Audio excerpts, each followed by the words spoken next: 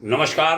भाग्योदय विचार प्रवाह श्रृंखला की 219वीं 219 कड़ी, रविवार 4 अगस्त 2024। पीछे कड़ियाँ चली मेरी आध्यात्मिक और सामाजिक सेवा यात्रा पर।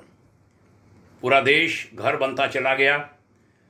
दिल्ली, एनसीआर, लखनऊ, हापुड़, रामपुर, देहरादून आदि में भाग्योदय फाउंडेशन की आवासीय एवं कार्यालयीय व्यवस्था बनती गई। प्रभु इस जीवन से माता पिता के द्वारा दी गई इस काया से अधिकाधिक सेवा कार्य लें, यही प्रार्थना करता हूँ और यही हार्दिक कामना भी। मित्रों, 3 प्रांतों से चले सेवा कार्यों के बीच मिले सभी स्वजनों का जो स्नेह मिला, उनके प्रति साधुवादी हूँ, धन्यवादी हूँ, अभिनंदन करता हूँ। भाग्योदय फाउंडेशन गति लेने के साथ साथ अनेक नए संबंध और कहूँगा स्तरीय संबंध देश भर में बनने लगे हैं।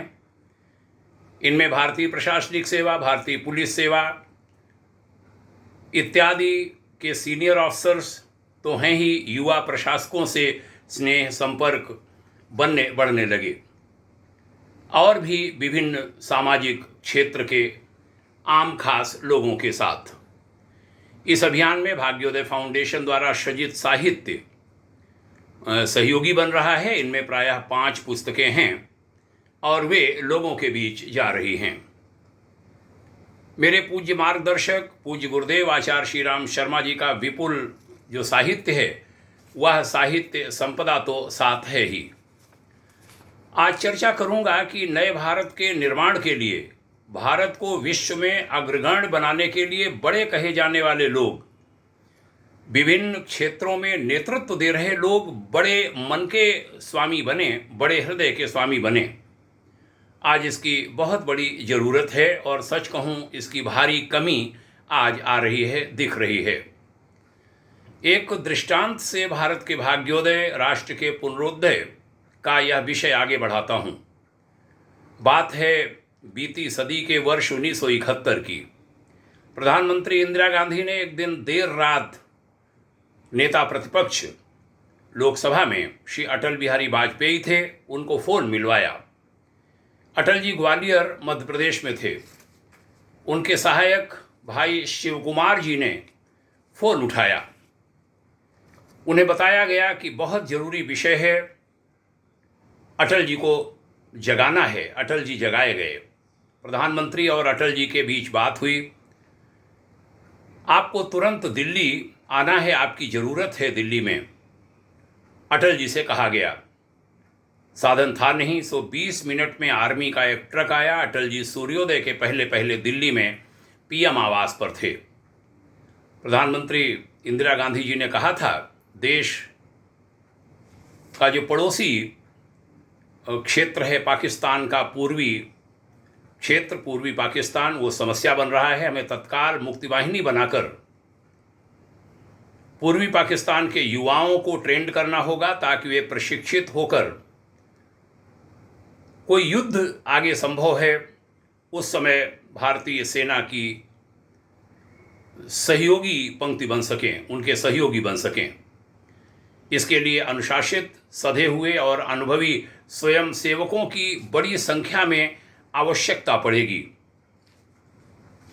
और सेना को यदि उस काम में लगाया गया तो बहुत मुश्किल होगा, संभव भी नहीं होगा।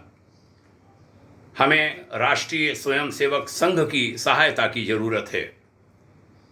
आरएसएस प्रमुख थे गुरु गोलवलकर जी, वह नागपुर में थे। अटल जी ही पीएम का संदेश लेकर उनसे बात कर सकते थे। तत्काल पहली फ्लाइट से अटल जी नागपुर गए, पूरी बात सरसंघ चालक को बताई और प्रधानमंत्री श्रीमती इंदिरा गांधी जी से उनकी बात कराई। गुरु गोलवलकर जी ने उस समय कहा था, इंदिरा जी, तुम दुर्गा हो, राक्षसों का नाश करने के लिए आगे बढ़ो, यह समूचा देश आपके पीछे खड़ा है। संघ के अनुशासित व देशभक्त स्वयंसेवक आपके साथ हैं, माँ भारती के साथ हैं। आज इतिहास है कि भारत की महाशक्ति अमेरिका सहित अनेक शक्तियों के प्रबल विरोध के बावजूद भारत विजयी रहा था। ये अनेक देश भारत से शत्रुता रख रहे थे।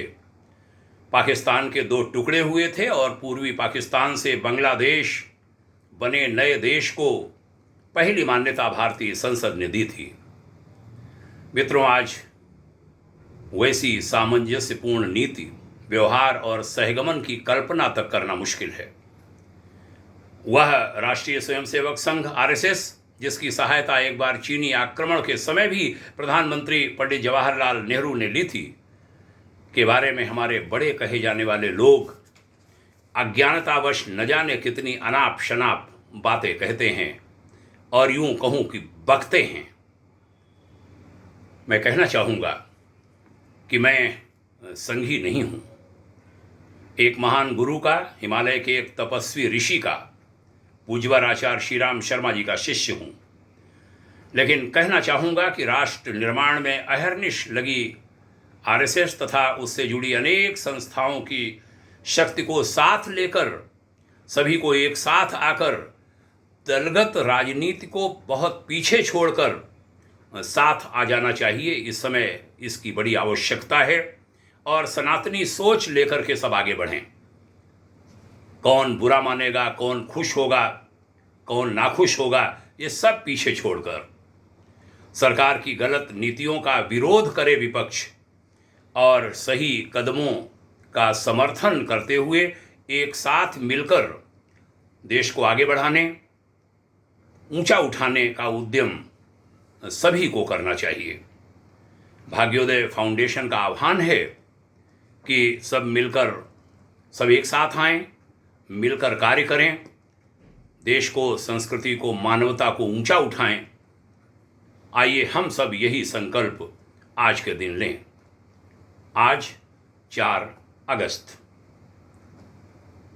ये बात अच्छी लगती है, अन्य लोगों में साझा भी कीजिए। बहुत बहुत धन्यवाद। जय हिंद, शुभकामना। ओम शांति। पुनः प्रणाम।